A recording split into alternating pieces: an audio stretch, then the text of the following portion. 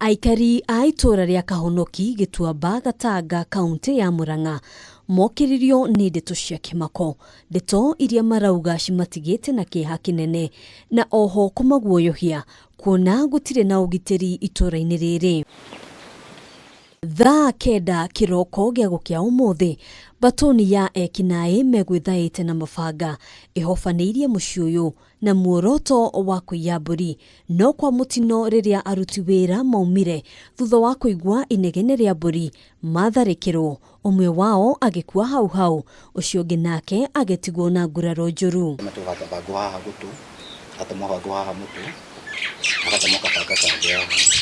Kamudhuri ucio ungi atemirwo banga umwe banga mtiu banga ucio kauthio wakinyira yendekaniki ko turuta wira na turutite wira makiria ma miaka 18 na tutire tuona kiundu ta giki tuonirio muthi no ni tuyagwo ng'ombe na tukayuo mburi no kio muthi ni gikirire njano. Aria marokaga wira wa cibarua mucii uyu wa uria wari meya wa Thika David Njehia nimacakaite giko giki makiuga riri tirita ria mbere mahiu gukorwo makiywo itura-ini riri. Thirikari ituteithie na kwenda kwao tondu ni matwigicayo-ini ni matuyite ng'ombe cia mbere cia hingiritwo ro guku magatuia cia keri nacio ciari mwana uyu wa kwa ngurwe twitaga kwa ngurwe guku ni kwari ngurwe tene no ni ciathirire ni matuyite mahiu maitu maingi muno matuteithagia kundu guku na nikuo tuhonagiria ciana citu. Ekinai aya metharire na mburi 40 imwe cikiroka kurogotwo barabara ciuragitwo.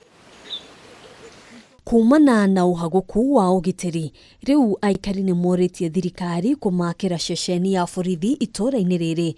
Ihinda-ini riu aria mendagia nyama makiheo mukana wa gwikora haceke kuona maya gukorwo makienderio mburi na ng'ombe iria ireyo matura-ini maya. Ona kwa ni thigari maturehera thigari nyumba na tutigire mone kumakira guku nitukuna kumakira nyumba makahota gukara guku ni mahota kugitira matura mane maingi matura mena indo na mburi na ng'ombe na nguku ciikuo niguo tukahota guikara na thayu. Andu aria mathinja ng'ombe na magathinja mburi maririkane mwena uyu wa Kahonoki ni kuraiyo mburi kwina mahiu maingi muno maiyitwo matikae gwikora ningi me ugwati-ini wa kwenderio kindu gia kuiya tondu ni kuru muno. Handu-ini ha Kameme TV njitagwo Ngina wa Wandurwa.